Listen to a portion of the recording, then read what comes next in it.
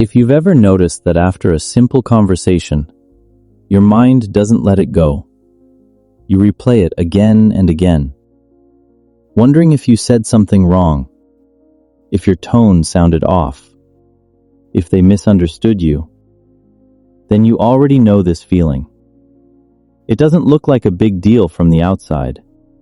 You had a normal conversation, maybe even a good one. But hours later, sometimes even at night, your brain is still there, analyzing, correcting, predicting, and it feels exhausting.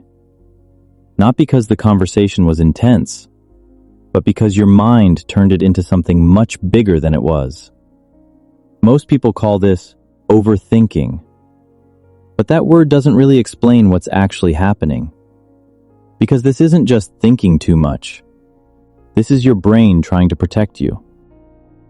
Think about the small moments. You send a text, and then reread it 5 times before hitting send. Or worse, you send it, and then start worrying about how it might sound. You remember a joke you made earlier, and suddenly it feels like it was inappropriate. You notice someone's slight pause in response, and your mind fills in the silence with doubt. In places like the US, where conversations often move fast, where people are expected to be confident, quick, socially smooth, these small pauses can feel louder than they really are. Because your brain isn't just processing what happened, it's trying to predict what it meant.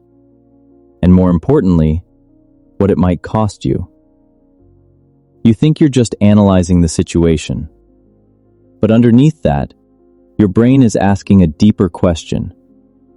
Did I do something that could make them reject me? And this question doesn't come out of nowhere. It usually forms quietly, over time. From moments where you felt misunderstood.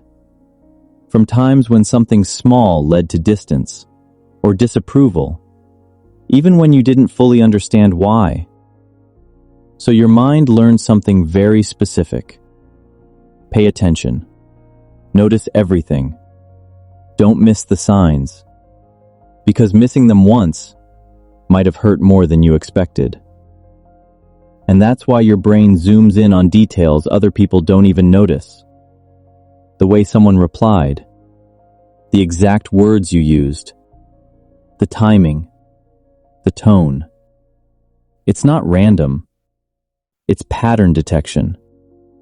But not in a calm, neutral way. In a protective way. And here's where it gets interesting.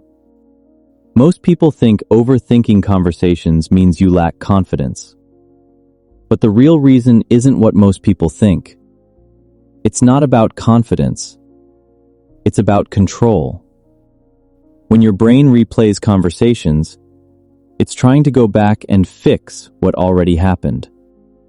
To find the exact moment where something could have gone wrong. So next time, you can avoid it. It creates a kind of mental safety system. If you can analyze everything, you can prevent rejection before it happens. At least, that's what it feels like. But there's a quiet cost to this. Because while your mind is busy trying to protect you, it slowly changes how you show up. You start editing yourself in real time. You hesitate before speaking. You soften your opinions. You adjust your personality depending on who you're talking to. Not because you're fake, but because you're trying to stay safe. And in environments where social perception matters a lot, like workplaces, friend groups, or even casual interactions in American culture, this pressure can feel even stronger.